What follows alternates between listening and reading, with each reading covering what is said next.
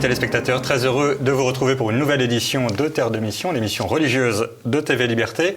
Au programme aujourd'hui, nous allons discuter apologétique, présentation rationnelle de la foi avec Olivier Bonassi, le directeur de l'association Marie de Nazareth. Et ensuite, comme je le fais souvent ces derniers temps, je vous proposerai quelques pistes de lecture.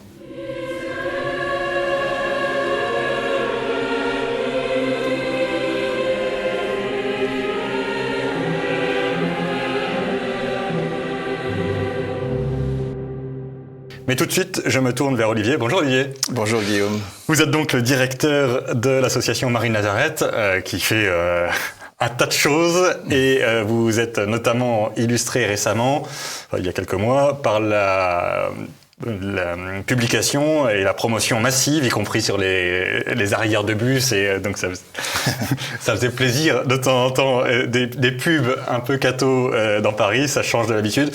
Donc vous avez fait un livre qui s'appelait Dieu, la science, l'épreuve, avec le petit frère Bolloré, Michel Yves, qui a été un énorme succès. Oui, ça a bien marché. Ce livre a posé une question, est-ce que Dieu existe? Et en fait, on a pu la poser au-delà des cercles habituels, grâce à effectivement un certain nombre de publicités. Aussi, le Figaro Magazine qui a fait une grosse entrée avec une couverture et un dossier. Et à la fin, on a fait 80 conférences et débats, 20 salons, 15 opérations publicitaires, 350 articles, émissions et tout un peu partout. Et puis, plusieurs dizaines de millions de vues en télé, radio et Internet. Et puis 210 000 exemplaires vendus du livre, donc c'est beaucoup. Ouais. Et on sort bientôt une édition poche, avec pas mal d'ambition, une nouvelle campagne début janvier 2024. On fait aussi un documentaire en 4 parties de 45 minutes, et qui va être en pas mal de langues. On a traduit en 10 langues, enfin on est en train d'être traduit en 10 langues. Et puis on va faire aussi peut-être une série Netflix, on va voir, c'est pas sûr. Enfin voilà, on a un certain nombre de choses sur cette question de Dieu. Il y a un peu de matière. Et alors aujourd'hui vous venez parler, j'allais dire, du deuxième étage de la fusée, parce que donc derrière la question de Dieu, il y a la question donc est-ce que Dieu existe? Et après ça, une fois qu'on sait que Dieu existe, il ressemble à quoi?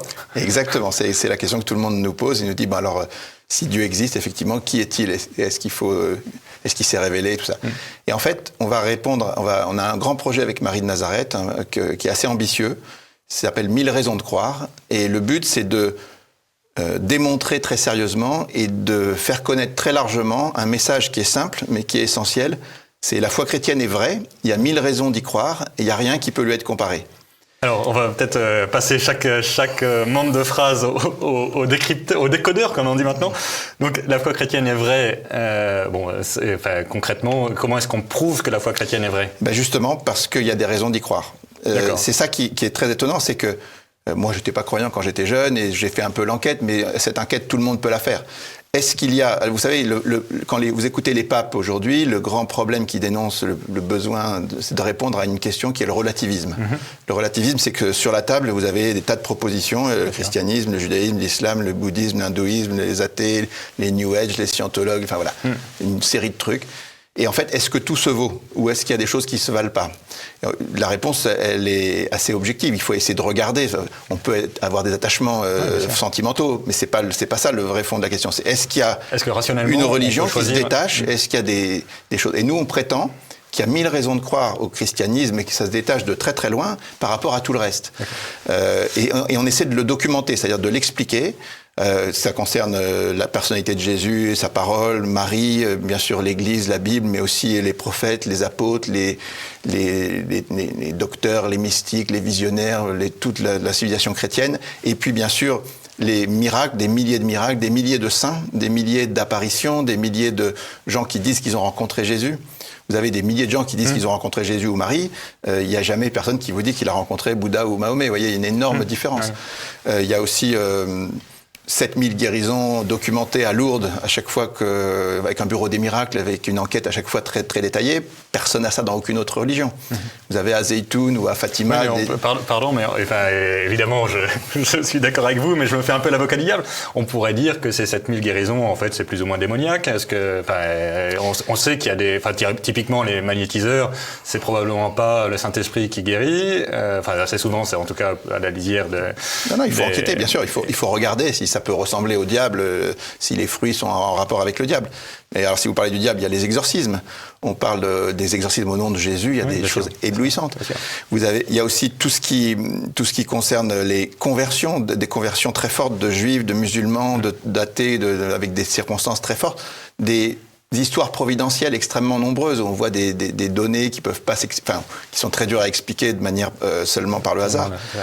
Il y a quantité de choses. À chaque fois il y a 2500 saints dans l'Église canonisée. À chaque fois que vous avez un saint, il y a une enquête pour la béatification et pour la canonisation avec un miracle, et avec un avocat du diable, vraiment quelque chose de très sérieux pour voir si ça tient la route ou pas. Qui a ça dans aucune autre religion? Ça n'existe pas. Des apparitions de la Vierge Marie, je vous dis, il y a un de nos collaborateurs, Patrick Sbalquiro, qui a fait un dictionnaire avec le Père Laurentin. Il en a recensé plus de 2000 dans un dictionnaire des apparitions de la Vierge Marie, apparition, intervention de Marie. Personne, il n'y a aucune comparaison avec rien du tout dans le monde. En fait, c'est de très très loin au-dessus. Voilà. Et quand vous dites 1000 raisons, c'est une façon de parler ou vous avez vraiment l'intention d'envoyer 1000 messages annonçant... Alors, pour expliquer tout ça, on va effectivement documenter 1000, mais même un peu plus, puisqu'on est parti pour en faire un par jour, sauf le dimanche, depuis le 1er mai 2023 et pendant 5 ans. Donc on va faire 1500 à peu près.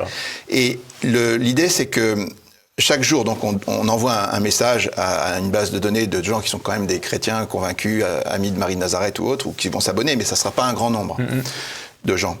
Tout ça, chaque fois qu'on fait un email, c'est sur un site internet, on fera aussi des vidéos et tout ça. Mais tout ça, ça ne va pas rejoindre tellement le grand public. Donc, c'est une production qui est nécessaire parce qu'il faut travailler pour avoir une base documentaire. Mais le vrai sujet après, c'est comment on diffuse. Comment tout le monde en entend parler. Et avec Dieu, la science et l'épreuve, on a appris un petit peu comment il faut faire. Donc, on va lancer un magazine le 1er octobre prochain qui s'appellera 1000 raisons de croire. Et le magazine sera accompagné d'une énorme campagne d'affichage en kiosque et de publicité partout.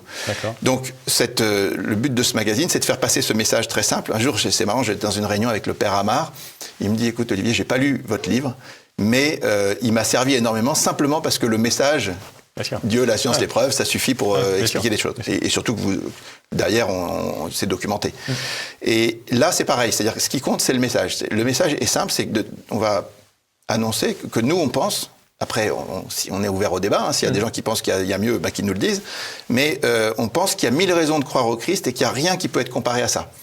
Alors, d'autres religions, d'autres courants de pensée pourraient dire, critiquer nos raisons, on est ouvert au débat, ou alors proposer les raisons de croire à l'heure. Mais franchement, on connaît un peu le terrain, il n'y a rien. Et c'est ça qui est très étonnant. C'est qu'en fait, le monde réel est comme ça. C'est-à-dire, dans le monde réel, si on regarde le monde réel, ce qui conduit au Christ, c'est une foultitude de choses. Et les gens ne le savent pas. Donc il y a toutes les courbes du christianisme qui se cassent la figure en ce moment, en France, pas dans le monde. Dans le monde, ça va mieux. Mais en France, si vous regardez le nombre de gens qui croient en Dieu, le nombre de gens qui vont à la messe, qui se disent catholiques, le nombre de prêtres, de religieux, d'ordinations, de séminaristes, de baptêmes, de mariages, tout ça, ça tombe. Il y a d'autres qui montent. Donc, si jamais on prolonge un peu, on se retrouve avec un pays qui ressemble plus du tout à ce qu'on a connu.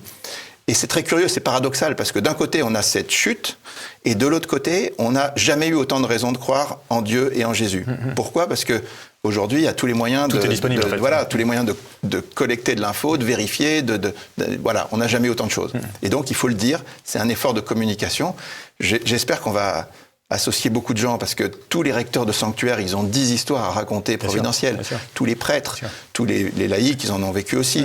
Il y a 1000 trucs à raconter. Bon, quand on dit 1000, c'est une petite chose. Parce que, par exemple, j'ai rencontré dans un salon à Nice Jean-Claude Antalki, qui est un oriental, qui travaille avec l'Orient. Il m'a mis en contact avec le père Louis Matar de l'ordre libanais maronite. Ils ont 29 349 miracles attribués à Saint-Charbel seul. Donc on pourrait faire les 1000 raisons de croire avec Saint-Charbel tout seul, ça suffirait largement. Mais il y a pareil avec Sainte-Thérèse de l'Enfant Jésus, la pluie de roses, qui est les années qui ont suivi la canonisation, les sœurs, elles recevaient des centaines de lettres chaque jour. Oui, et puis il y a tout sur et toutes les durées. Par exemple, Rocamadour, depuis le VIe siècle, c'est 10 ou 100 par an. Et puis il y a des endroits où c'est 1000 d'un coup, et puis après ça a commencé tard et ça peut s'arrêter éventuellement. Mais en attendant, il y a plein d'endroits, effectivement. Et puis, il y a des choses à répétition. Quand vous regardez l'apparition de Guadeloupe, qui est déjà, c'est quand même assez inouï que la Vierge apparaisse comme une princesse aztèque ou un truc comme ça. Enfin, je ne sais pas très bien. Et puis derrière, il y a l'aspect ophtalmologique. Vous avez la rétine du voyant. Enfin, et puis surtout le message de la Tilma convertit 9 millions d'Indiens. Bien sûr. Non, mais c'est extraordinaire. Enfin, en fait, c'est comme Lourdes. Vous avez l'apparition, qui est déjà un truc un peu impressionnant. Pour une analphabète, parler de l'Immaculée Conception, c'est quand même pas à la portée du premier venu. Mais ma question, c'est où est-ce qu'on trouve l'équivalent dans la moindre religion? Il n'y a rien. C'est impressionnant. Ouais. Alors quand je dis rien, il faut que j'exagère un tout petit peu. Il y a des choses, il y a des guérisons, il y a des trucs providentiels un peu, parce que Dieu est bon et il donne ses secours à tout homme. Mais des choses qui vont aussi loin que l'Immaculée Conception, Lourdes, ou Fatima, ou Guadalupe, ou Zeytoun, ou des tas de choses comme ça, il n'y a rien. Ou alors, s'il y a quelque chose, qu'on nous informe. Nous, on voudrait être dans le débat, on voudrait poser cette question sur la table. Est-ce qu'on peut dire oui ou non que le christianisme est très au-dessus des autres courants de pensée sur les raisons d'y croire? Question ouverte. Oui, question ouverte à laquelle j'ai cru comprendre que vous aviez déjà un élément de réponse. Nous, on a notre point de vue, voilà. On a un point de vue. Et alors, expliquez-nous un peu comment on rejoint la campagne, comment on aide, enfin voilà, pour que ça marche, il faut qu'il y ait des gens qui soutiennent. Oui, alors, en fait, on voudrait se structurer un tout petit peu comme un parti politique. D'accord. Parti politique, ils ont des militants. On voudrait qu'il y ait 100 000 amis qui soient des relais, qui puissent envoyer. On va préparer une petite brochure de 16 pages, c'est pas exactement ça, mais ça ressemblera un petit peu à ça, qui sera le teaser, la bande-annonce du site internet, de l'email et aussi du magazine, bien sûr. Et on essaiera de le distribuer à 1 million d'exemplaires avec l'aide de gens, de nos relais, de nos amis, à la fois sur les marchés, dans les métros, partout. Il y a des opérations comme ça qui vont être faites. Il y a la collecte des meilleures et plus belles raisons de croire. Donc ça aussi, les gens peuvent aider. Ils peuvent s'abonner donc sur Marie de Nazareth pour recevoir l'email tous les jours. Et puis voilà, au cours du temps, on va proposer des tas de choses parce que c'est un projet qui va se développer sur 5 ans. J'ai bien compris. C'est quelque chose on veut prendre le temps. La première opération qui va essayer de toucher le grand public, c'est le magazine. Mais dans 1 an ou 2, on essaiera de sortir un livre, un peu comme Dieu, la science, l'épreuve, avec pareil campagne et diffusion, pour documenter les meilleures raisons de croire et les présenter. Et puis derrière, on espère faire sur la région parisienne un lieu de découverte des 1000 raisons de croire, mais avec en tête de gondole le linceul de Turin, et puis les spectacles qu'on avait fait pour Nazareth avec Marie de Nazareth, en espérant faire un très beau lieu d'évangélisation à Paris. Eh bien, écoutez, Olivier, évidemment, nos prières vous accompagnent. Évidemment, si on peut aider, vous êtes le bienvenu pour en reparler aussi souvent que possible sur Terre de Mission. Bon courage, bon vent. Puis, puisqu'on est dans la neuvaine de préparation à la Pentecôte, on prie l'Esprit Saint que ça porte le maximum de fruits. Merci, Olivier. Merci, Guillaume.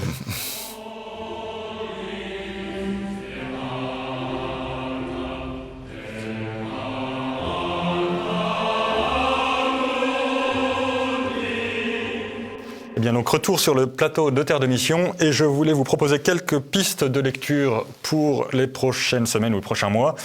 Première chose, comme vous savez, on va avoir des gros débats de bioéthique à la rentrée, notamment le sujet de l'euthanasie et du suicide assisté. Je voulais vous proposer la découverte d'un très joli petit manuel de bioéthique, ça s'appelle Mon manuel de bioéthique, ça a été édité par l'Institut européen de bioéthique. Très bien fait, très facile à lire, c'est bien illustré. C'est une façon. Beaucoup de gens sont un peu terrorisés par la bioéthique. Il est une bonne façon. Évidemment, les uns et les autres, on aura toujours des choses à critiquer ou c'est très bien et c'est parfait. Il n'empêche que au moins ce manuel a le mérite d'exister et de proposer une vision anthropologique assez saine. Donc à la fois technique, morale, philosophique, anthropologique sur la personne humaine et donc sur ce qu'on appelle les grands débats de société.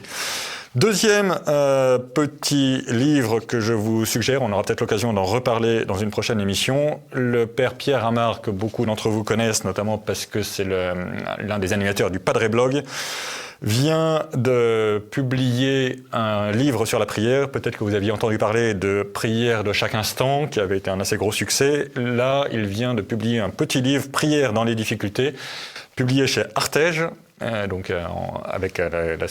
associé à la revue Paroles et Prières, qui est une petite revue de liturgie, de préparation des lectures de la messe.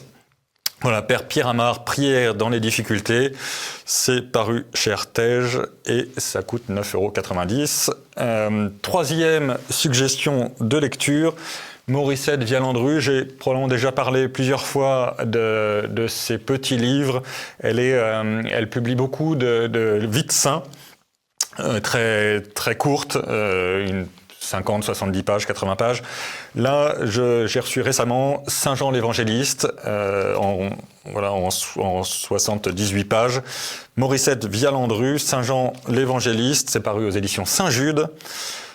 Voilà, et pour le prix, j'avoue que je ne sais pas combien ça coûte. Mais voilà, là aussi, très beau petit livre d'hagiographie, en fait. Et dernière suggestion que je voulais vous proposer, Louis Salleron. Alors, Jean-Pierre Mogendre a fait une émission avec l'auteur, qui est la petite fille du héros du livre, sœur Ambroise Dominique Salleron.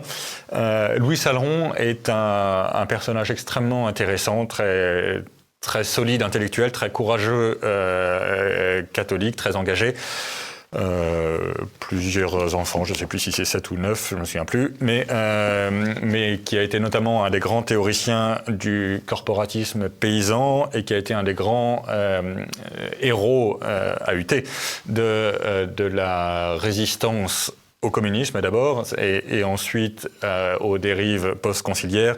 Il a notamment beaucoup écrit sur les raisons de rester attaché à la messe traditionnelle. Et donc sa petite fille, sœur Ambroise Dominique Salleron, a publié un livre très impressionnant, très, très documenté, de plus de 500 pages, qui est paru chez Via Romana, nos amis des éditions Via Romana. Et donc pour l'instant, je pense qu'il n'y a pas de somme équivalente sur Louis Salleron. Beaucoup de choses avaient été écrites sur lui, mais souvent des articles ou des petites parties de livres. Là, c'est un livre entièrement dédié à cette personne, qui est vraiment une personne très attachante, encore une fois très solide et un grand professeur en fait, c'est-à-dire à la fois un grand intellectuel maniant remarquablement bien les concepts, mais en même temps très capable de les faire comprendre par le tout venant, et typiquement le public étudiant, mais pas seulement.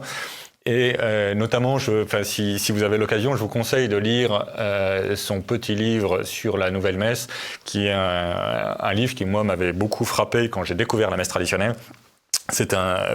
Louis Salleron, c'est vraiment peut-être que beaucoup d'entre vous ont entendu parler de la revue Itinéraire qui avait été lancée par Jean Madiran. Louis Salleron a été un peu l'une des grandes figures d'Itinéraire. Il a beaucoup écrit dans Itinéraire et beaucoup soutenu le travail de Jean Madiran. Et voilà, c'est cette grande école de pensée contre-révolutionnaire catholique et très désireuse de rechristianiser, de redonner sa place légitime au travail, à la justice sociale, etc. Donc grand lecteur des encycliques sociales, pardon.